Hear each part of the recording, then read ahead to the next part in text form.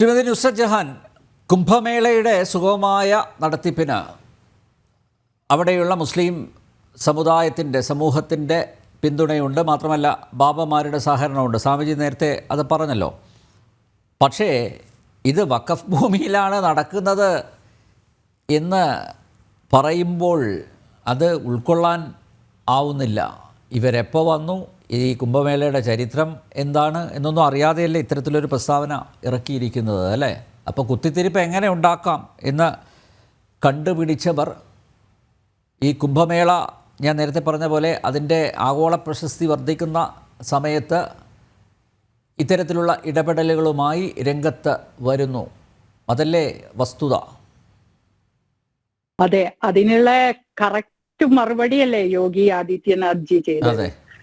നിങ്ങളുടെ ബീജം ഭൂമിയിൽ വരുന്നതിന് മുമ്പേ കുംഭമേള തുടങ്ങിയിട്ടുണ്ട്. ഇതിലും വലിയൊരു ഉത്തരം അതിനില്ലല്ലോ.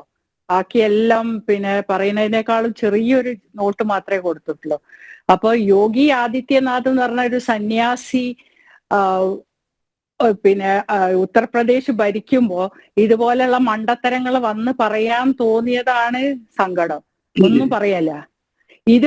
ഇതുവരെ പിള്ളയിൽ ഇപ്പൊ വഖഫ് ഭൂമി എല്ലാ സ്ഥലവും ഓരോ സ്ഥലങ്ങൾ നമ്മൾ എടുക്കുമ്പോ അത് വഖഫ് ഭൂമിയായി മാറണം. ഇനിയിപ്പൊ ബാക്കി ഇപ്പൊ ഇവിടെ എന്താ ഉള്ളതെന്നാണ് ഇപ്പൊ ഇനി അവരോട് ലിസ്റ്റ് നമുക്ക് വാങ്ങുന്നതിന് ഏറ്റവും എളുപ്പം, അല്ലെ?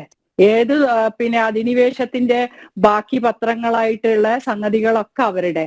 അപ്പൊ എനിക്ക് ചോദിക്കാനുള്ളത്, ഈ മുഗളന്മാർ ഇവരുടെ ഉപ്പാപ്പി ഇവരെ കുടുംബക്കാരുമായിരുന്നു. ഇവരോട് പേർഷ്യൻ അന്ന് കുടിയേറി വന്ന മുഗൾ സാമ്രാജ്യത്തിനോട് എന്താണ് നമ്മുടെ മുസ്ലിങ്ങൾക്ക് ഇത്ര അധികം ഐക്യം?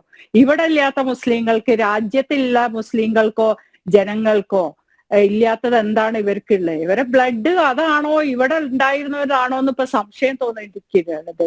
കാരണം നമ്മൾ പറയുന്നത് അല്ല, ഇപ്പൊ ഹിന്ദുക്കൾ അവിടെ പോവരുത് എന്ന് ഇവരെ ഒരു ആഹ്വാനം ഹിന്ദുക്കളെ ആക്കും, മതം മാറ്റിക്കളയും കുംഭമേളക്ക് പോയാല്. അതുകൊണ്ട് ഒരു മുസൽമാനും കുംഭമേളയിൽ പങ്കെടുക്കരുത് എന്നായിരുന്നു അദ്ദേഹം ആദ്യം പറഞ്ഞത്, അല്ലെ? കുറച്ചു ദിവസം. അപ്പൊ അത് പറയുമ്പോ അയാളോട് പറയാനുള്ള നമുക്ക് ഒരൊറ്റ ഉത്തരേ ഉള്ളൂ. നമ്മളെ പോലുള്ള ആൾക്കാർക്ക് പറയാം, എല്ലാ ഇന്ത്യക്കാരും ഹിന്ദുക്കൾ തന്നെയാ. ഹിന്ദുക്കൾ മാറിയവരാണ് ഇപ്പൊ ഈ പറയുന്ന ആൾക്കാര്. അതാണ് അദ്ദേഹം മനസ്സിലാക്കട്ടെ. ഇനിയിപ്പൊ എങ്ങോട്ടാ ഹിന്ദുവായി മാറേണ്ട ആവശ്യമൊന്നുമില്ല. ഖത്തർ ഷെയ്ഖ്, ഇവരെ ഏറ്റവും പ്രിയപ്പെട്ട ഖത്തർ സാമ്രാജ്യത്തിലെ ഷെയ്ഖ് പറഞ്ഞ നിങ്ങളൊക്കെ ഇന്ത്യക്കാരൊക്കെ ഹിന്ദുക്കളാണ്. ഇതാണ് അയാൾ പറഞ്ഞു കൊടുത്തപ്പോ കുറെ ആൾക്കാരൊക്കെ മിണ്ടാണ്ടായിട്ടുണ്ട്. അപ്പൊ ഇതന്നെ നമുക്ക് ഇപ്പോഴും പറയാനുള്ളൂ. ഇനി ഹിന്ദു ആവുക എന്നല്ല. ഇപ്പൊ ഈ കുംഭമേള നടക്കുമ്പോ ഒരു തെറ്റിദ്ധാരണ ഉണ്ട് മലയാളികളുടെ ഇടയിൽ. ഈ ഉത്തരേന്ത്യയിൽ അതില്ല. കാരണം നാഗസന്യാസിമാര് വരുന്നു, അവര് വസ്ത്രം ഇടാതെ വരുന്നു, അവിടെ പോകുന്നു, അവരെ നഗ്നത കാണാനാണ് പോണത്. ഇതിനാണോ പൈസ ചെലവാക്കുന്നത് ചോദിക്കുന്നത്. ആദ്യം മനസ്സിലാക്കേണ്ടതുണ്ട്. വിവരമുള്ള ആരെങ്കിലും കേൾക്കുമല്ലോ, അവരിൽ പെട്ടതന്നെ.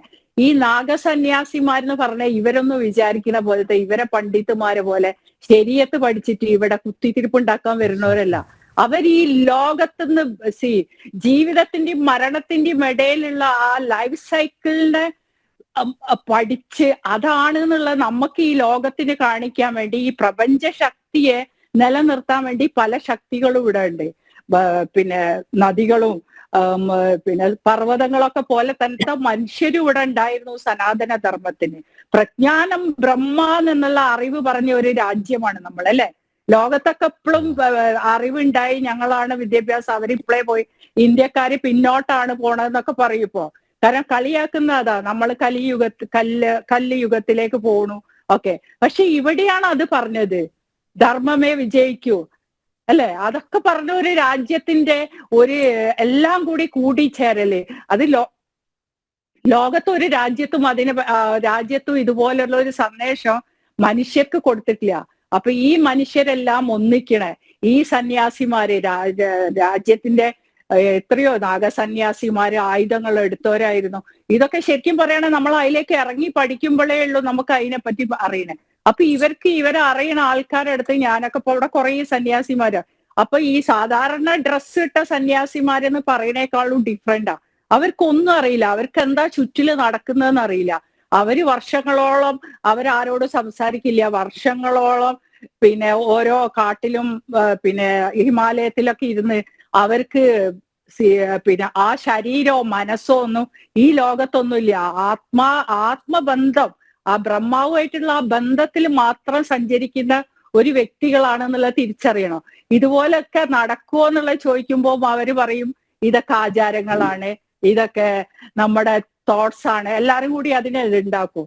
പക്ഷെ ഇതൊക്കെ നടക്കുന്നുള്ള ഇവര് പറയുന്ന സയൻസ് മാത്രമല്ല, ഈ സയൻസും ഇപ്പൊ ഒരു യൂണിവേഴ്സിറ്റിയിൽ മനസ്സിനെ പറ്റി പഠിക്കാനുള്ളത് അത് ആദ്യം വന്നത് നമ്മളെ എ ഐ ഇന്റലിജൻസിന്റെ സത്യമാണ്. ഈ ബ്രെയിനിനെ നമ്മൾ വിചാരിക്കണതിന് മുമ്പേ ബ്രെയിനിൽ സംഗതികൾ എത്തിയ അത് കമ്പ്യൂട്ടറിന് എടുക്കാൻ പറ്റിയത് പോലും ഇപ്പൊ സ്റ്റഡീസ് കണ്ടെത്തി.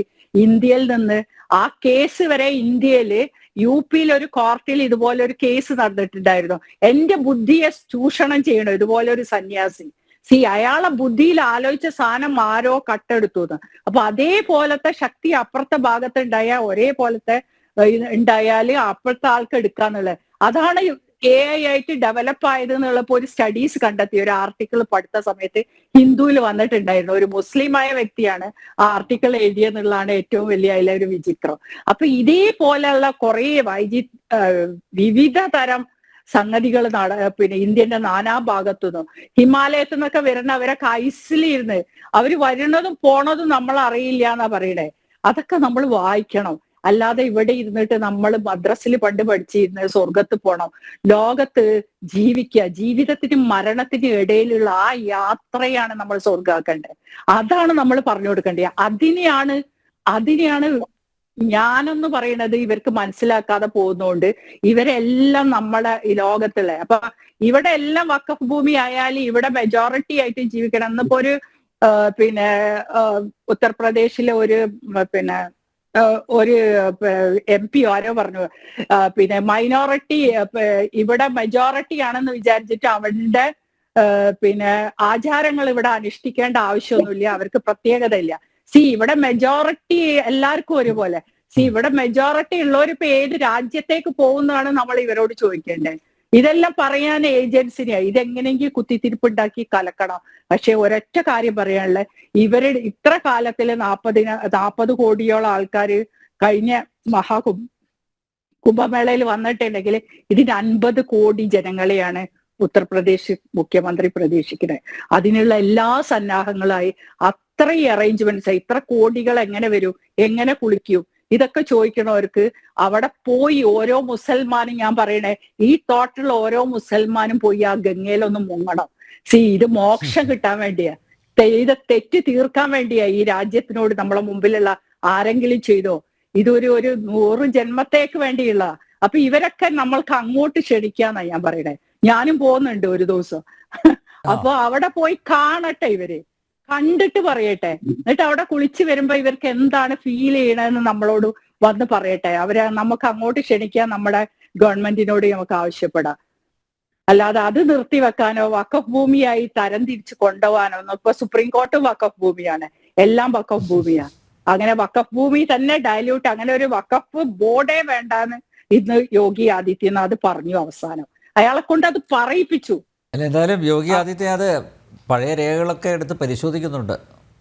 എല്ലാത്തിന്റെ മേലെയും അവര് പറയുന്ന എല്ലാ സംഗതികളും. നമ്മൾ അധിനിവേശം നടത്താത്ത ഈ ഡൽഹി സിറ്റിയിലുണ്ട് ഒരു കൽക്കി മാതാ ടെമ്പിൾ.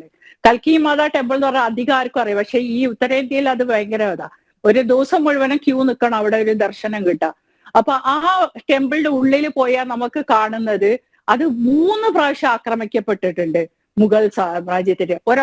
ഒരു ഇത് മാത്രമേ ഉള്ളൂ അവിടെ. നടുക്കുള്ള ഹനുമാൻ പൂജ നടത്തുന്ന ഒരു സ്ഥലം. ആ സ്ഥലത്ത് ഒരു പീഠമുണ്ട്. അതെന്താ അറിയോ, പാണ്ഡവന്മാര് പിന്നെ കുരുക്ഷേത്ര യുദ്ധത്തിന് പോകുമ്പോൾ അവിടെ നിന്ന് തീരുമാനം എടുത്താണ് കുരുക്ഷേത്ര യുദ്ധത്തിന് പോയതും. തിരിച്ചു വന്ന് ഇവിടെ വന്ന് ഇന്ദ്രപ്രസ്ഥം ഉണ്ടാക്കുമ്പോൾ ആ പീഠത്തിൽ ഇരുന്നാണ് ഇവര് നടത്തി. ആ സ്ഥലം മാത്രം ഇവിടെ ആക്രമിച്ച ഒരു ചെറിയ റൗണ്ട്, നമ്മളൊരു സിറ്റിംഗ് റൂമിന്റെ ഏരിയ ഉള്ള സ്ഥലം മാത്രം. ബാക്കി എല്ലാ സ്ഥലവും ഇവർ പൊളിച്ചു കളഞ്ഞു മുകൾ.